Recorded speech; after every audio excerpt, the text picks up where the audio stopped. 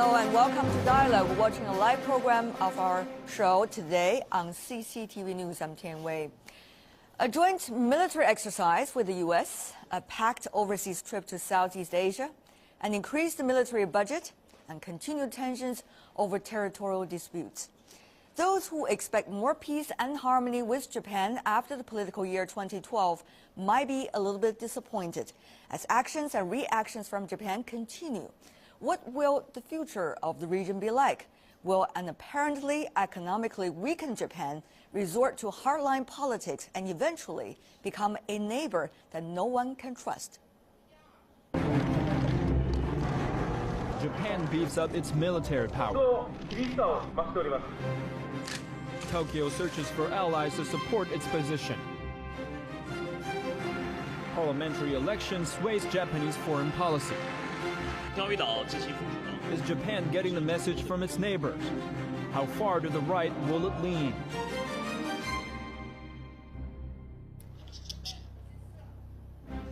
And now joining us in the studio to talk about that very important issue, we have with us Mr. Ran Zongze, who is the president of the China Institute of International Studies. Welcome, sir.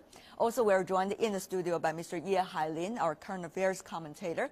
And meanwhile, we're also joined by James Ray, visiting fellow at the China Foreign Affairs University. He's originally coming from the United States. Later, we're also trying to talk to the Japanese experts available on our show. Gentlemen, first of all, I would like to address this question to both of you.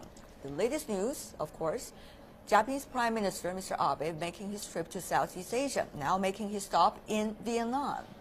Some say he's doing this because he needs to have another manufacturing base for the Japanese companies and another enlarged market for the Japanese companies who are having a hard time now in the Chinese market. But others say, Mr. Ran, that in fact he's trying to pick up some of the uncertainties, for example, in the relations between China and some of her neighbors in Southeast Asia, and therefore enlarge it in order to exceed with Japan's own strategic goals.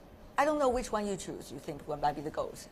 Well, first of all, I guess his first trip, his maiden trip to Southeast Asia, particularly heading to Vietnam and China and others, is, as a matter of fact, alternative. Not his first choice. His first choice was indeed to go to Washington, but apparently turned down by the President Obama, and so he had to go to another place. So there's Southeast Asia, and basically, I guess two things here. So one thing, it is sensible to say that he's seeking an alternative for potential, for example, to transfer some of its economies. Industries from China. For example, there are some mediums described in that way to Vietnam and others, but I guess it's not easy to do that. Secondly, I think he's trying to opening another battlefront between Tokyo and Beijing in the midst of the territorial route between the two, Philippines and Diaoyu Islands. I understand what you're talking about. Mr. Ye, many of the Japanese audience who are watching our show today, or the Japanese scholars might be saying, the Chinese are reading too much out of this. We're not exactly doing what you're saying. We're just paying a trip to some of our neighbors. That's only natural. So we feel okay for this visit. It's only focusing on the market explore. Of course, it's okay for us. We will do the same thing. But the question is that when the Japanese premier paid a visit to Southeast Asia, how he will going to talk about China's role in this region? This is what our concern. We are no any opinion against Japan's role in the ASEAN and the Southeast Asia market, but we wish it's also okay for Japan.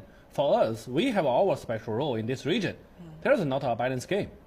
All right. Well, what have been expressed during his trip to Southeast Asian neighbors, and what might be the space that Japan can move around in terms of creating its ties with the neighbors, while at the same time creating challenges for China in the neighborhood? That would be a question I would like to raise to Professor Takasato Watanabe, who is joining us from Doshisha University in Japan. Professor Watanabe, welcome to our program. Thank you. What would you like to say about that point? Is it trying to pick up a fight against China strategically by exploring the possibilities with the neighborhood? Or is it more about Japan's own domestic agenda that it has to satisfy the domestic constituency? The background of the visit to Mr. Abe of this time to Indonesia, Vietnam, and Thailand.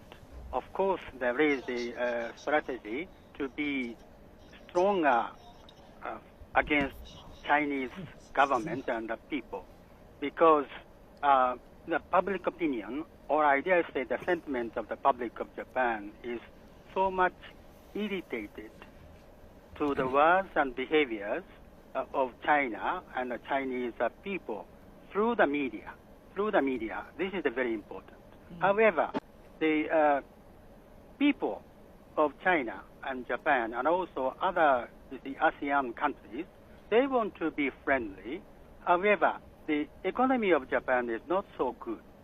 So Mr. Abe decided to raise some other points of the upgrading the trust of the Abe's government itself, military stability and diplomacy.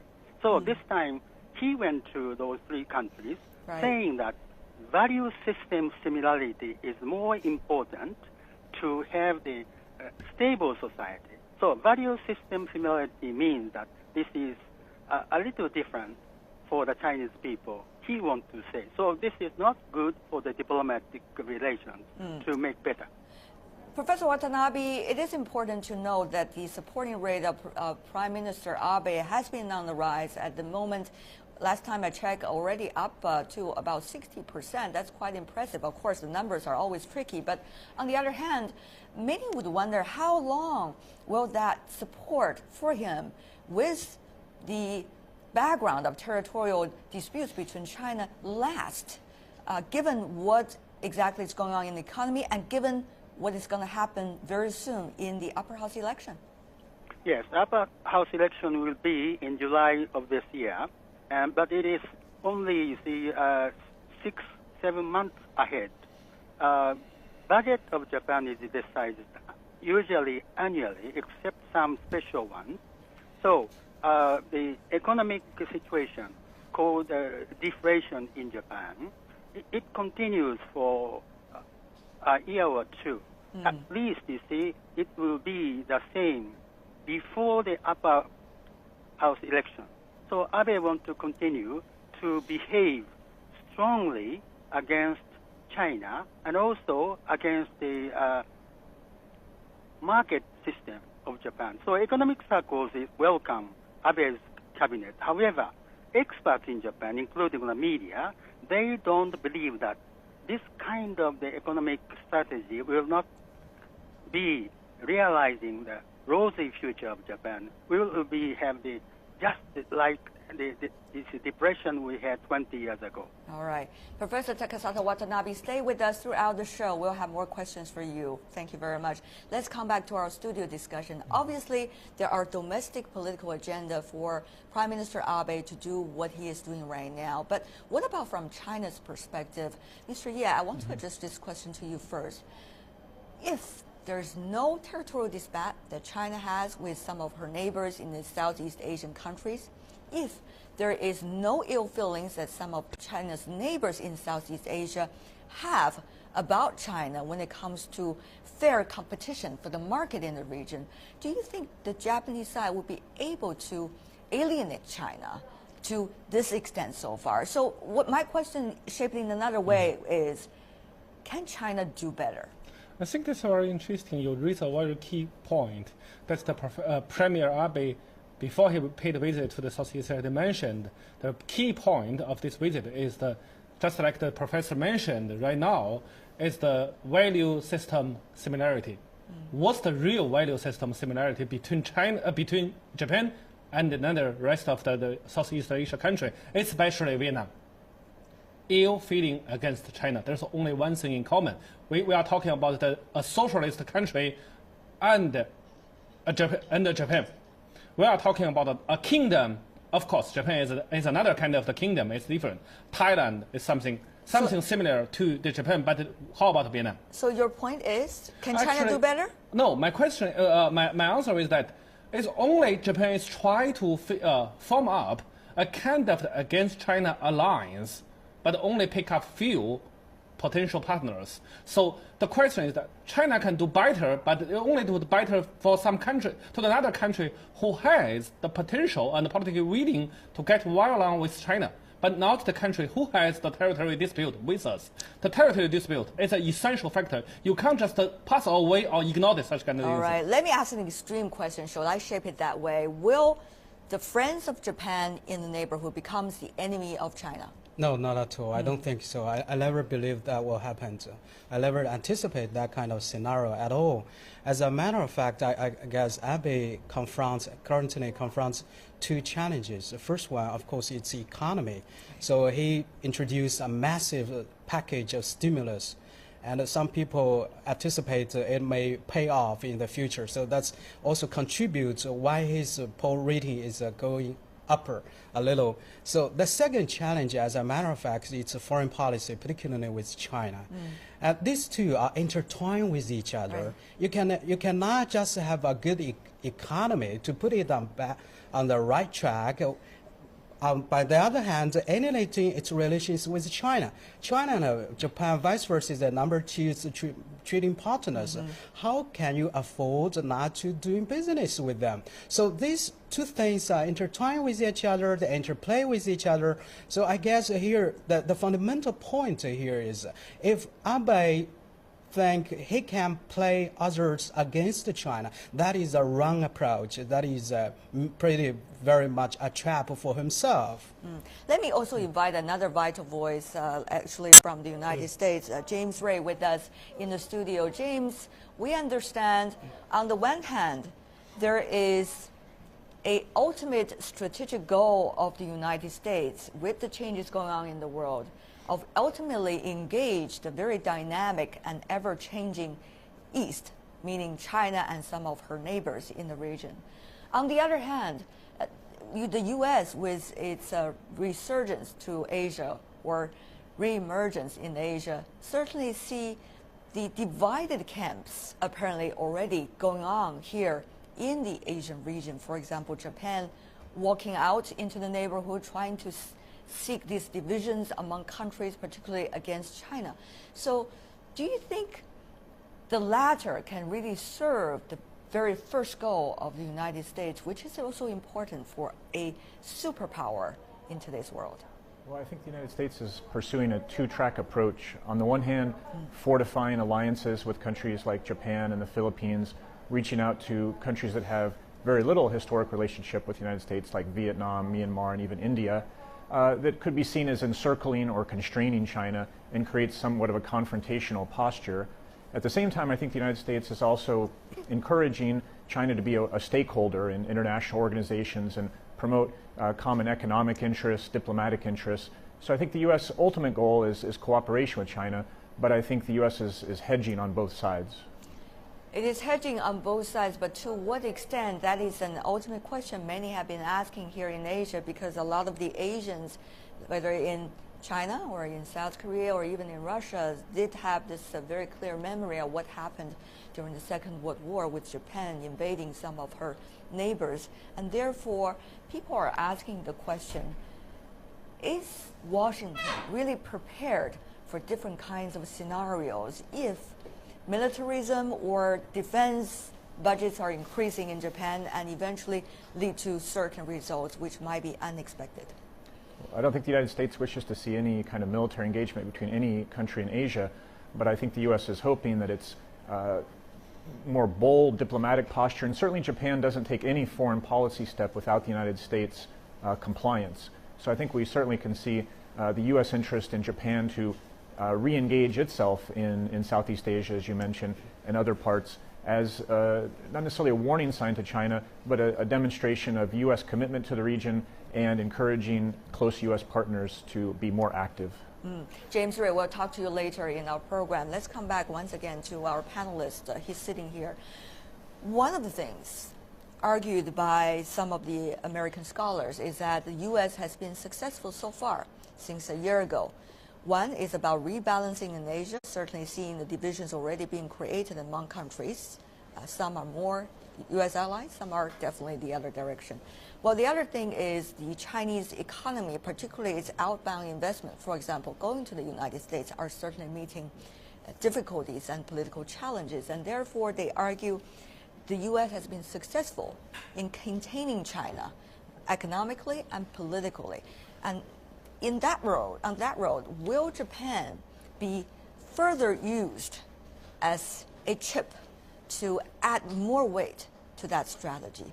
First of all, I want to have your views about U.S. strategy, and secondly, whether Japan will play that role. Well, first of all, I don't feel that way. The U.S. rebalance strategy is pretty much successful. As a matter of fact, a number of downsides we already have seen. For example, first of all, the Europeans feel very much left out because Americans used to pivot to Atlantic, but now it pivot to Asia. Means you got to pivot away from Atlantic. So that. But so what? Secondly, that's because Atlantic. Ally is a very backbone of the U.S. foreign policy. Secondly, I think it also poses a threat to the unity of ASEAN countries because to push them to make a choice between the two giants. So this is a lost thing they want to do in the world. Of course, it's thirdly, it sends a wrong message to its members, allies, particularly that become more assertive. For example, a more assertive or more the rightist Japan may pose a threat or a security concern to the United States as well, because the United States think they can control Tokyo. But to what extent that remains problems, a big question. Secondly, your question about can Japan be used to check to China. Well, this has always been one of the elements since the end of World War II. And now even more? Well, to some extent, they will strengthen their allies. But in the same time, I have to say, the United States, maybe it's too late, too little for them to pursue a containment policy for China. China, as a matter of fact, we have a fairly good relationship with Washington. Our talk and communication channels are open. Our economy and trade are booming rather than shrinking. So we have a great stake in each other's success. Mr. Ye, your comment? Actually, till now, all the achievement made by the American in the context of this return or rebalance strategy is only because of American didn't really pick up the side. America released a signal to the ASEAN country and to show them in case America will help them. Meanwhile, America also released a signal to China, let China have the confidence to the Sino-American relation. But when the real dispute occurred, how America will respond? That's a very essential question. What do you think might be the answer to that essential question? USA had to pick up the side of the country who has already signed the treaty with them, and then it means he will sacrifice the relation with China, and then we will have a very radical, a very essential argument in this region, and then all the balancing will come. That is a huge question mark hanging over there. We hope people, before they act, they know what they're going to do. Well, we're going to continue, gentlemen, our discussion about this and many other stories related to the latest actions and reactions from Japan right after this break. We'll be right back. Japan beefs up its military power.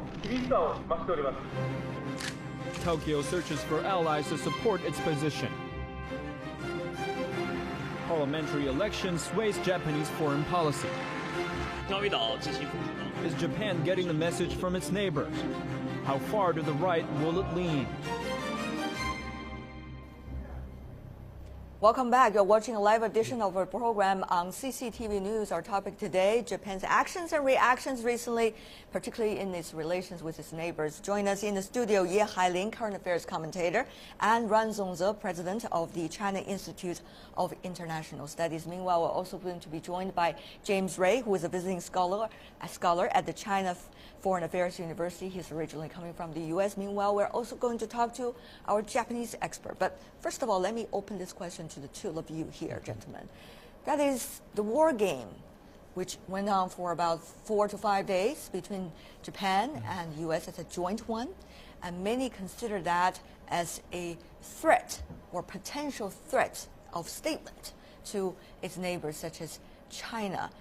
Once again, Mr. Ye, is China reading too much into what is going on in her neighborhood? By the way, they are a military alliance, Japan and the United States. We didn't read too much from this joint exercises, but we read a lot of story from the Japanese newspaper and mass media. Actually, they interpreted this joint military exercises too much, and they sent the information or signal to China, not but China the press to be is not necessarily the government. Actually, in China, it's also the press made the reaction, not the government. All right, let's have your view. Well, yeah, on one hand, it's right. They are security allies, so they're doing a kind of military maneuvers. We have seen that before, and we will see more in the future. But the point is, in the midst of the territorial row, in the complex situation here in East Asia, it's showing this muscle will really pay off. Or is anyone better off by showing its muscle? And particularly recently, we have seen a very kind of, a concerns orientation of Japan's foreign policy. First of all, it's like to Abe, for example, he deliver his remarks in a couple of occasions. He liked to revise the constitution, which is a huge, I guess, would be a revolutionary if there's anything happened on that. That is to say, that Japan will have the militaries, not just the self-defense forces. So this will not be just the Coast Guards anymore. Not at all. So this will send a tremendous message to its neighbors. Given the fact that Japan still is puzzled or pondering by its past, for example, people have every reason to ask if Japan has a very political or correct historical views about its war atrocity committed in the World War. So still the people are denying the, for example, Nanjing massacre, and still go to visit the Yasukuni women, shrine. of course, So with and all this South stuff Korea. raises a huge question about if Japan has a pretty mighty army, so what are going to do? All right, let's go to Professor Takasato Watanabe to answer that question from Doshisha University in Japan. Professor Watanabe, many are questioning about the original intentions of Japan. Once again, is there too much distrust about Japan in Japan's neighborhood? Japanese military power of 70 years ago or 80 years ago, it is true that Japan colonized and invaded some parts of China, some parts of, or other parts of the Korean Peninsula, and also some parts of the Southeast Asian countries. It is true. And also, Nanjing massacre happened, and also we victimized the comfort women. It is true. However, about Nanjing massacre and the comfort women, Abe himself is denied once, and also he is not clearly saying, talking about this time, but he is on the side of denial. So this is very, very difficult matter for the cabinet of Japan to make the better relations with China. So this is one of the big stones as the hindrance of the better relations. What about Professor Watanabe? Very briefly, the more than 2% of military budget increase in the coming year. This is just the pose and the posture. As I'm saying in many places, you see, the increase itself is not so big. This is the posture. I mean, the stand play for the military industry, side, Right. as a symbol of upgrading of the Japanese economy. All right, Professor Takasato Watanabe, have your explanations about that increase of military budget. Now let's have James Ray once again. We understand it's not just the increase of the military budget of more than 2% from Japan, but also the possible purchase of certain planes and weapons Japan will have from the United States. I have a list of things on hand.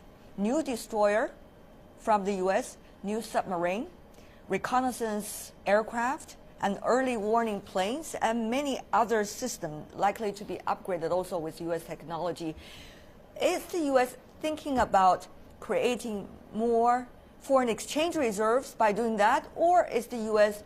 in a way trying to beef up the Japanese military in order to whether combat against Japan's neighbors or to create more divisions in the region? Well, it would be quite significant if Japan did move forward, as Dr. Ron said, in terms of perhaps changing the constitution and enlarging their military forces, and they've been stagnant or in decline for over a decade. So it is very significant that Japan is re-marshaling its forces, and I think it shows the predicament Japan faces as an aging population, as an economic power in decline. I think Japan's future is pessimistic in its both strategic and economic area, but I think the United States is encouraging Japan to play a larger military role in the region, and that could force and encourage the current government of Shinzo Abe to follow through with what already is his, perhaps, initiative itself. Now here's the thing to the two of you. What is going on inside the United States, particularly with its foreign policy debates, is that after the war in Iraq, there has been a lot of talk about where exactly the U.S. should put its weight on. It has to be very careful now in selecting the target. It has to be very careful in using its resources. By the way, it's limited, particularly given the financial crisis. And therefore, initiating its allies to play a bigger role. And therefore, some would argue this is why the U.S. is providing both moral and military support to Japan in this regard. Do you think that is really outrageous, or rather this is rather quite understandable from the U.S. perspective? No, first, two things. We got to be very clear. First of all, the ongoing debate, so what you mentioned is probably right. Where to put the other military forces when you're putting out from Iraq and Afghanistan in next year. So you go to somewhere to put, because the military complex in the United States, the machine is going on, so they can earn more hard currency. And secondly, I think it's also important, and to what extent, or what kind of conditionality America will put, for example, its ally with Japan to develop its relationship, particularly in military front. That remains a very sensible and critical issue. Final comments from you, Mr. Ye, briefly? Still, Americans think it's very confident to control the Japanese militarized, but in which condition? How and what, in case Japan break the line, what will happen to the states? Americans should ask themselves. All right, whether there's plan B, as always, the question standing there. We want to thank both of you, Ye Hailin and also Ran Zongze. Meanwhile, James Ray, thank you so much for joining us as well. I'm Ken Wei in Beijing. Thank you for watching. Bye for now. Thank you, sir.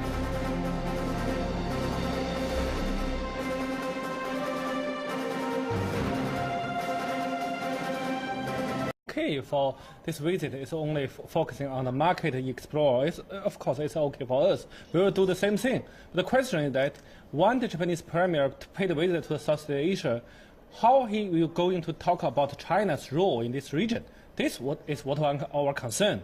We are no any opinion against Japan's role in the ASEAN and the Southeast Asia market. But we wish it's also okay for Japan. For us, we have our special role in this region. There is not a balanced game. All right. Well, what have been expressed during his trip to Southeast Asian neighbors, and what might be the space that Japan can move around in terms of creating its ties with the neighbors, while at the same time creating challenges for China in the neighborhood? That would be a question I would like to raise to Professor Takasato Watanabe, who is joining us from making his trip to Southeast Asia, now making his stop in Vietnam. Some say he's doing this because he needs to have another manufacturing base for the Japanese companies and another enlarged market for the Japanese companies who are having a hard time now in the Chinese market. But others say, Mr. Ran, that in fact he's trying to pick up some of the uncertainties, for example, in the relations between China and some of her neighbors in Southeast Asia, and therefore enlarge it in order to exceed with Japan's own strategic goals. I don't know which one you choose, you think might be the goals. Well, first of all, I guess his first trip, his maiden trip to Southeast Asia, particularly heading to Vietnam and Thailand and others, is, as a matter of fact, alternative, not his first choice. His first choice was indeed to go to Washington, but apparently turned down by the air power. Tokyo searches for allies to support its position. Parliamentary election sways Japanese foreign policy. Is Japan getting the message from its neighbors? How far to the right will it lean?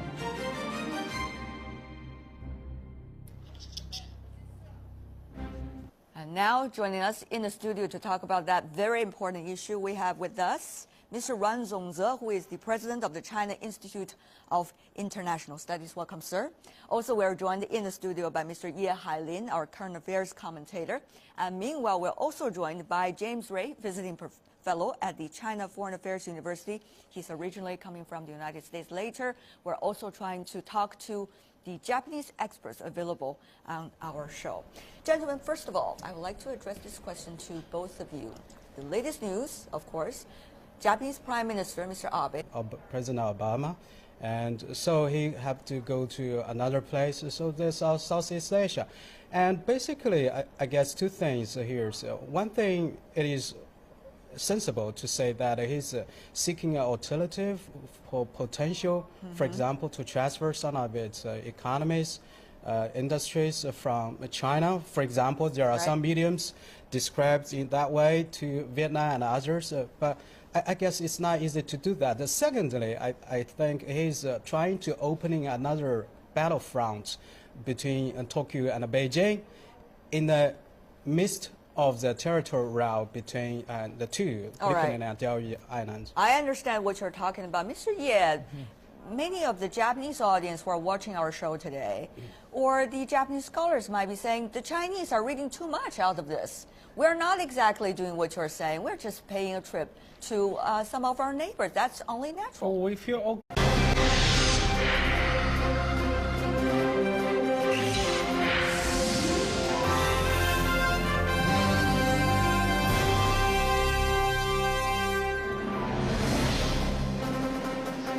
Hello and welcome to Dialogue. We're watching a live program of our show today on CCTV News. I'm Tian Wei. A joint military exercise with the U.S., a packed overseas trip to Southeast Asia, an increased military budget, and continued tensions over territorial disputes. Those who expect more peace and harmony with Japan after the political year 2012 might be a little bit disappointed as actions and reactions from Japan continue. What will the future of the region be like? Will an apparently economically weakened Japan resort to hardline politics and eventually become a neighbor that no one can trust? Japan beefs up its military.